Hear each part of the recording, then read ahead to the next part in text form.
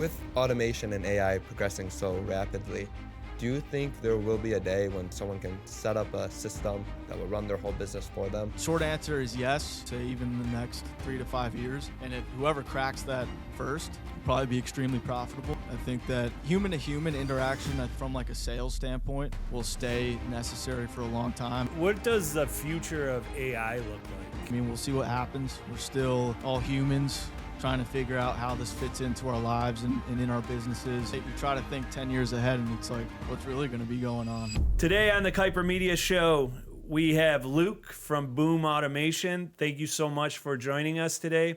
Luke, can you tell us a little bit about yourself? Absolutely, yeah, it's a pleasure to be here. Thank you for having me on. It's good to join in. So yeah, my name is Luke Pierce. I'm the founder of Boom Automations and AI All-Stars. So Boom Automations, we help mid-size and enterprise companies implement AI and automation. Been around for a little over 3 years now. Worked with over 80 clients. So that's kind of our implementation side. And then AI All-Stars is our training wing. So we have a 7-day boot camp where you can come in and we'll teach you how to identify opportunities for AI and actually go ahead and implement them as well. What is AI automation? It's a good question. It's the transfer of data, automating the transfer of data. It's automating repetitive tasks. It's formulating new processes and a new way to really operate. I mean, I could probably go on a whole tangent. I kind of view it as the reduction in manual work and just the automation of business tasks. Right now, what does your team look like? So we're a small, lean, efficient team. It's myself. I kind of still do some of the QA, quality assurance for our clients, of a project manager and a technical lead, and then a couple of full-time developers, full-stack developers. They specialize in React, Python, JavaScript, and then low-code tools as well, such as N8N, Airtable. We're still managing a few client builds in there. But that's essentially it. A couple of outside consultants as well that we'll go to for advice here and there. How long have you been working on your businesses? So Boom Automations I founded a little over 3.5 years ago, but I started out as a freelancer. So I started out building automations for just by myself for companies. After about 6 months, I built up a pretty big book of business. So I turned it into an agency and kind of scaled from there. And then AI All-Stars, I started over the summer, just from identifying kind of a gap in the market where not many businesses were necessarily buying AI and automation, what they really needed at that time. And even now with all the noise in AI, all the new software is being launched, all the new technology, it's like, what do we actually use? How do we use it? They didn't necessarily need implementation, they needed training.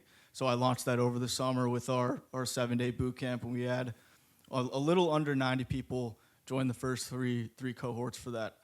Wow, that's awesome. What's the number one thing that you see businesses automating?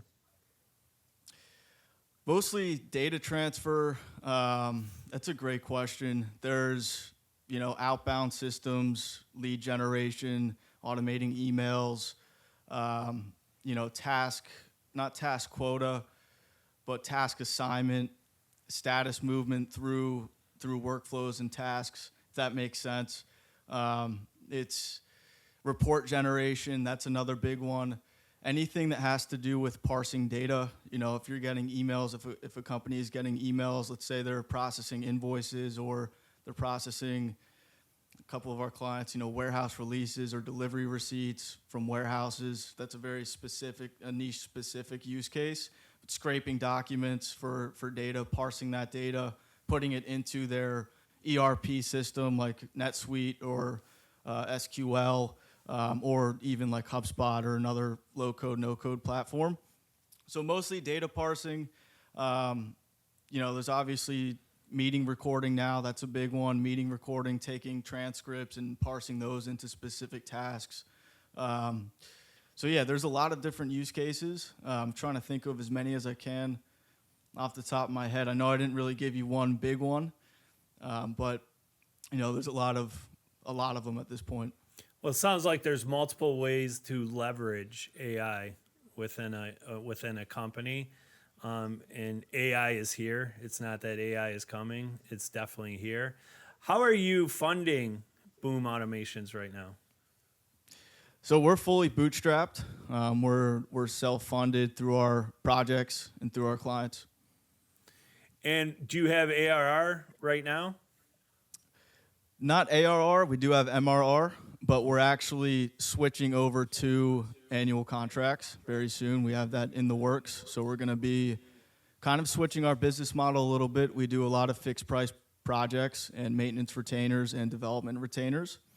So as we make, I know we haven't kind of touched on this part yet, but as we shift from a no code and low code development team and move more into full stack development, which is basically that's the suite of the tools that we use now, just with everything that's available.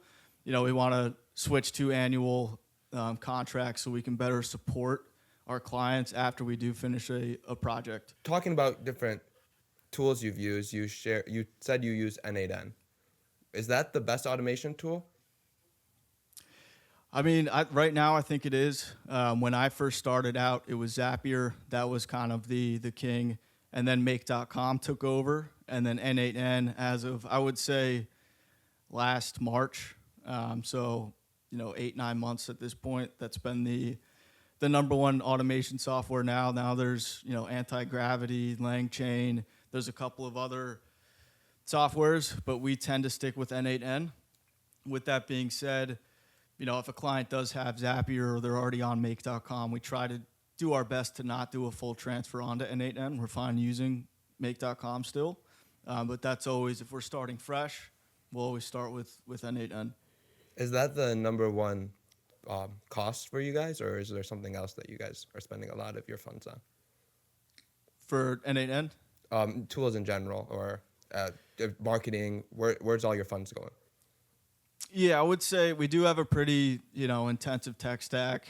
We have a couple of big enterprise plans on like Lovable, but I would say our biggest expense is, payroll. That's the biggest one, but you do get, a good amount of fees with softwares in general. How are you finding your new customers? Mostly LinkedIn right now. I've grown, before that we were using cold calling. We had a cold calling agency, which we got pretty good results with. And then I switched over. We were doing cold email. Now it's a lot of LinkedIn outbound, LinkedIn organic. Book between 5 to 10 calls a week that come through our website on LinkedIn through my personal brand account. So that's been my main focus, growing that up. The leads can be better. They already know who you are. Come to the call, prepared, not necessarily trying to give you their money, but they're curious about how we can help them implement AI and automation because of all the posts and things that they see through my LinkedIn. So that's really my main focus. I think, I've dabbled a little bit with cold calling recently as well. So we might do more of a full stack outbound approach very soon. We have waiting on a couple things to play out there, but right now it's really organic, LinkedIn, and then we have partnerships, referrals as well. You said you have a personal brand account. Is building Yep. a personal brand crucial for a business owner to scale their business? I'd say it's up there with one of the most important things you can do. You can do other things, of course. There's still SDR systems that you can implement. It's just a different approach to sales and marketing in general, because like I said, people come onto a call with a different mindset overall. So it's a different sales process. You can be not necessarily more helpful, but it's a different approach to it. I would say you can get away with not doing it, but I would say it should still be top of mind, absolutely. And it takes time, it takes, work and effort, possibly an investment if you want to hire, a ghostwriter or a strategist to help you out, consultant to grow your personal brand. But I think it's very important. I will say that. It's been a game changer for us too.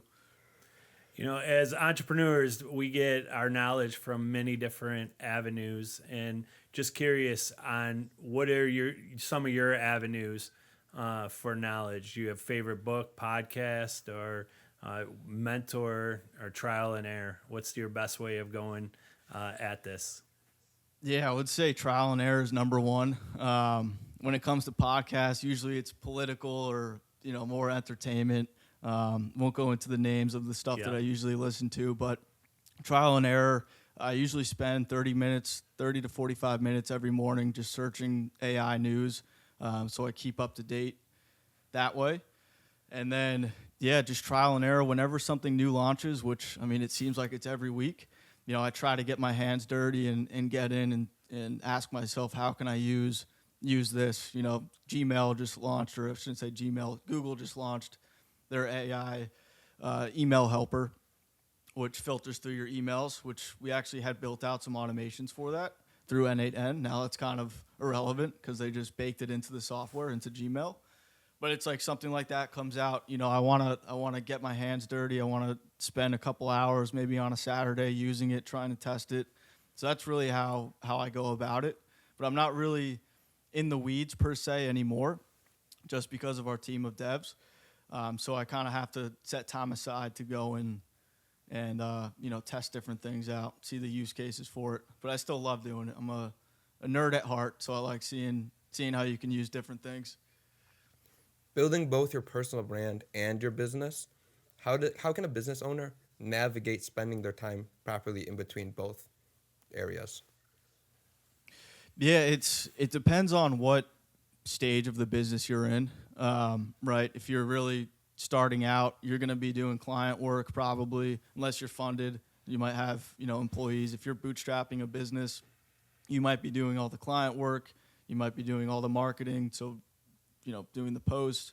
So it's a lot, right? You don't want to overwhelm yourself. So it's definitely a valid point. The way that I do it is I just have set time every morning, 20, 30 minutes to make the post. I post it.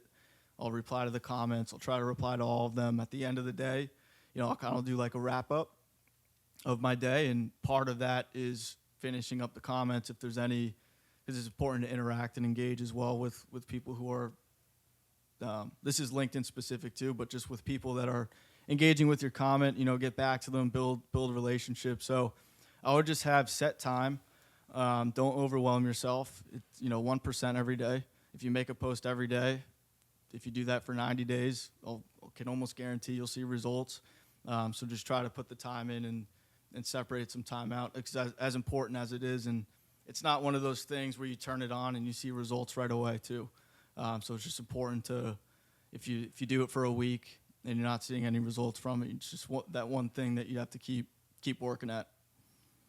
What does your ICP look like, your customer profile for AI? So we do, the best results that we've gotten are usually in the financial space. And then we have a couple of other big clients in warehousing, which I mentioned earlier, warehousing technology, food distribution. So we've kind of been all over the place. We've gotten really good results for a couple of marketing agencies.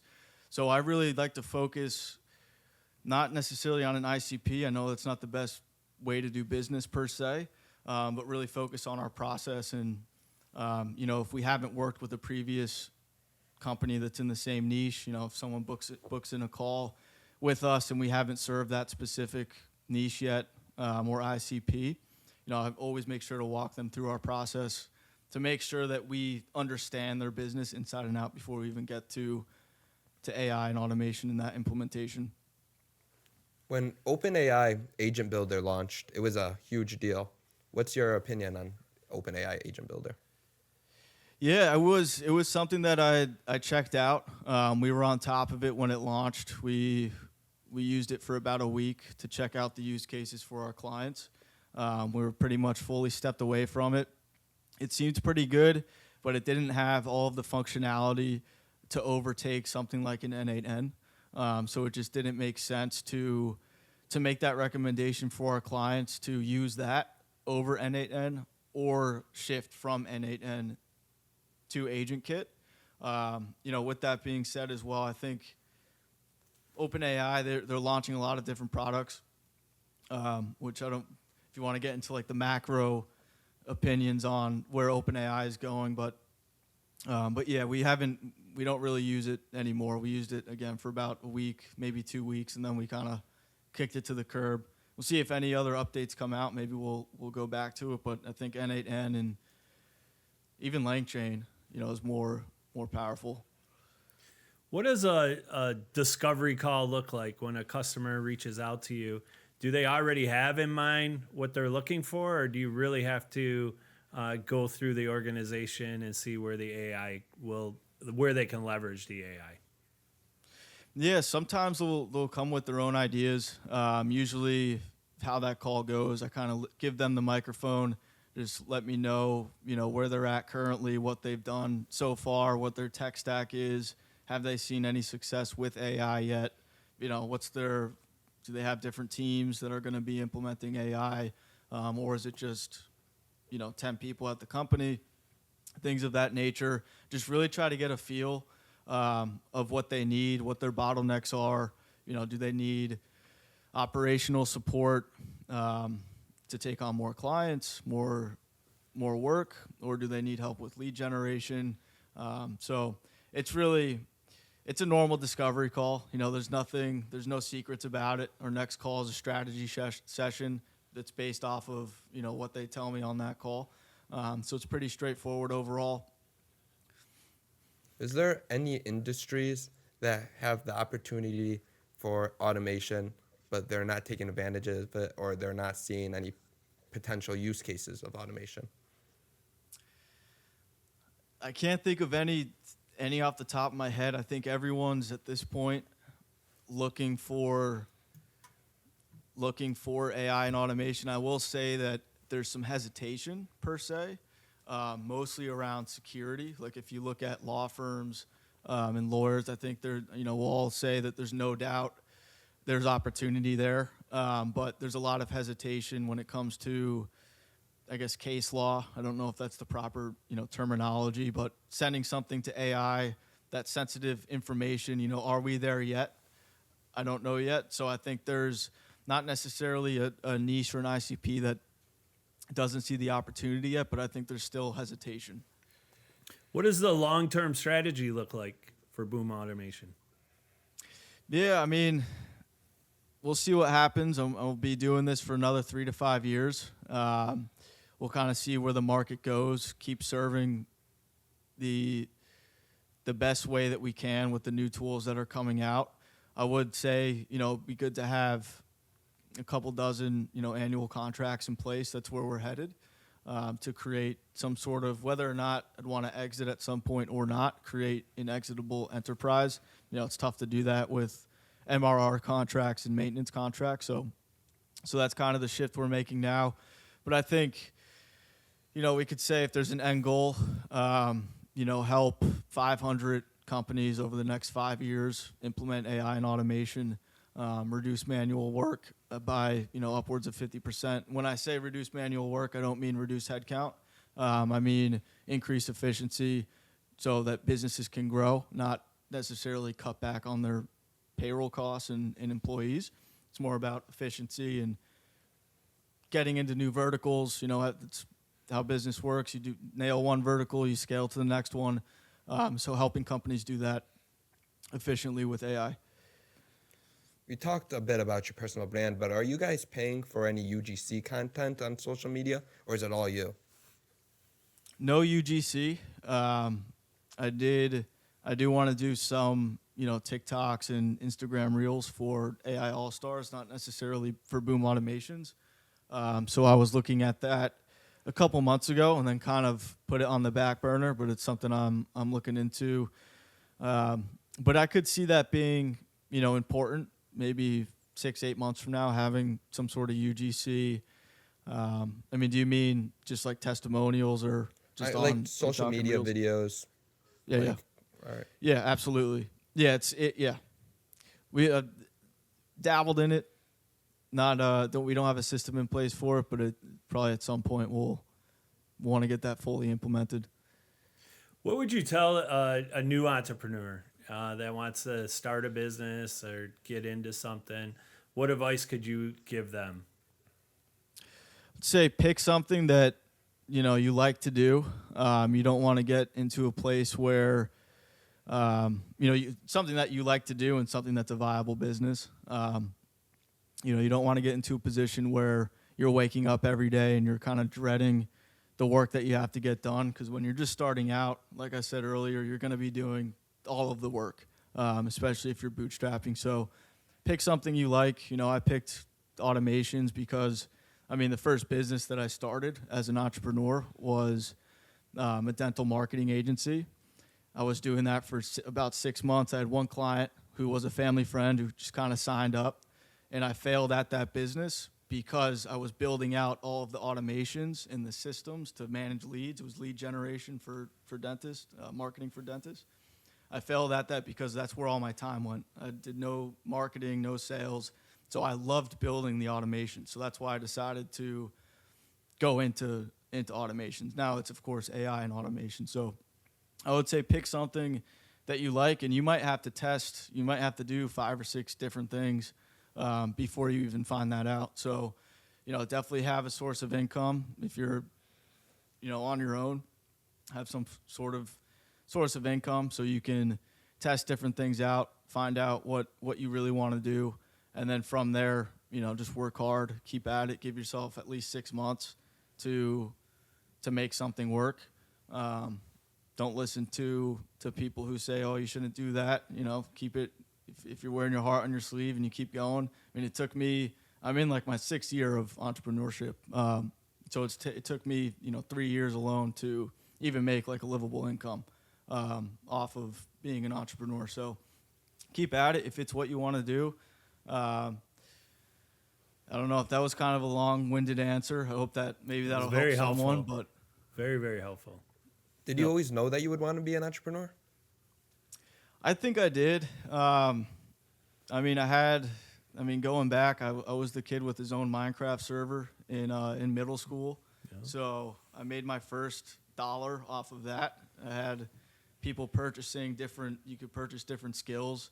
Obviously, I wasn't trying to make money off of it, but it was just what other servers did. So from there, yeah, I think I did. I remember in college, went to Virginia Tech, knowing that at some point I would want to start a business. I didn't know when it was going to happen, but I always just had it in the back of my head. And then kind of COVID came. I was finishing school online, and that's when I decided to really take a crack at it. So I never wasn't an entrepreneur, I guess. Was there anything with Boom Automation that was a challenge where you felt you had to definitely either pivot or you were able to get through the challenge? Yeah, I think it was right when I was trying to bring on a team and scale.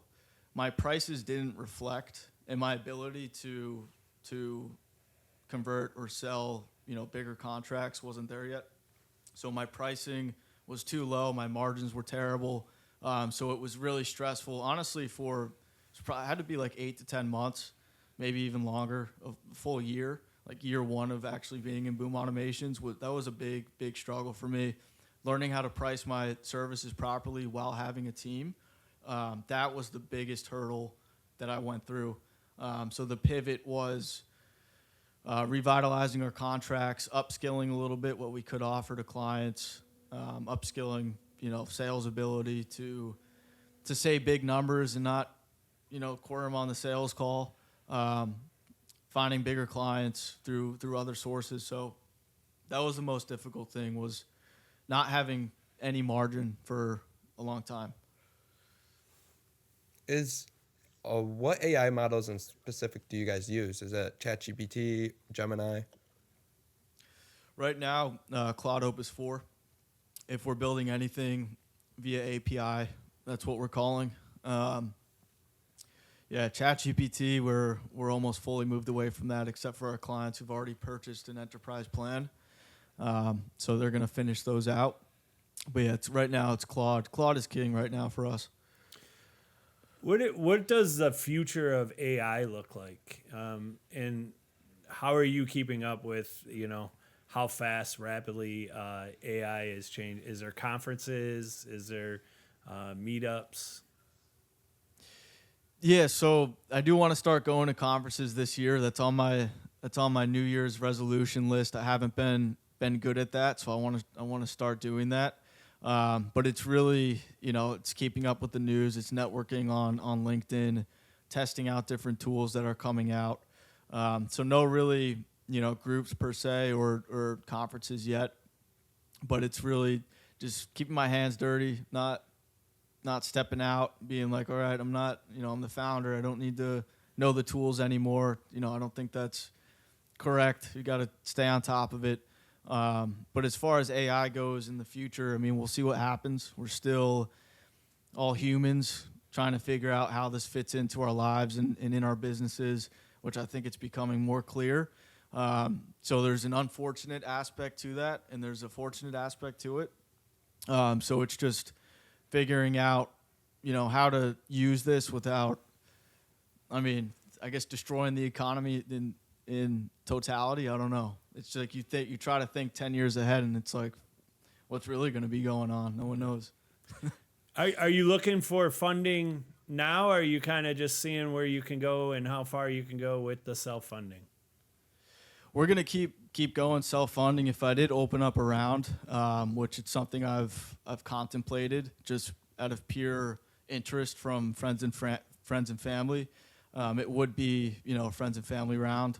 I wouldn't take on institutional investors per se yet. That could change, just to be able to scale with those annual contracts, get the proper infrastructure in place to be able to really do that. So right now, no, but that could change in the future. With automation and AI progressing so rapidly, do you think there will be a day when someone can set up a system that will run their whole business for them? They can kind of take a step back? I think it could happen. The one thing that I don't think will happen, I think that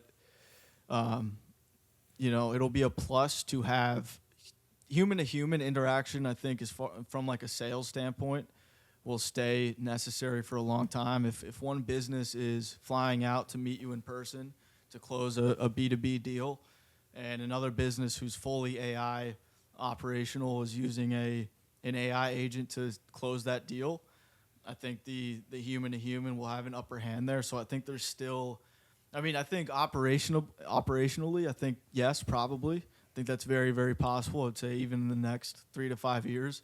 And if whoever cracks that first and kind of doesn't tell anyone, will probably be extremely profitable for a certain period of time. So my short answer is yes. But with the pushback, there might be an advantage or disadvantage on the sales part.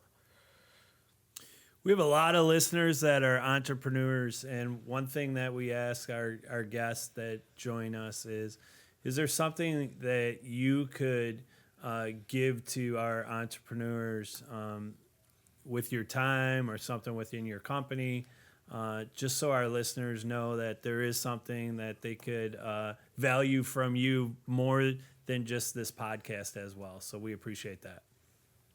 Yeah, of course. On our website, there's a call form. The call is with myself. You can fill that out. I'm happy to meet with you. I think it's a 30-minute call now. Or just, connect with me on LinkedIn. Happy to book it through there. But, yeah, you could definitely head to the website or shoot me a connection on LinkedIn. Shoot me a message. Happy to set up a time. And is there, for the social media, what is the website and maybe some of your personal social media? And we're going to put this into the links below for the podcast. But if you could share that, that'd be helpful too. Absolutely. So Boom Automations is just boomautomations.com. And then AI All-Stars is joinaiallstars.com. And then my LinkedIn, you could just search Luke Pierce, maybe Luke Pierce Miami or Luke Pierce Boom Automations. I'm sure I don't have the exact link, but I'm sure it'll pop up. And we'll put those into the information on this podcast as well. So we appreciate awesome. that. Of course. Luke, time flies. You've been an excellent guest. We appreciate everything that you shared with us and your insight, especially in the AI space. We're keeping tabs on this, where AI is going. So we greatly appreciate everything that you brought to our listeners today. Awesome. Thank you so much. It was great, great being here. Happy to come on again if you'll have me. Absolutely. Thank you.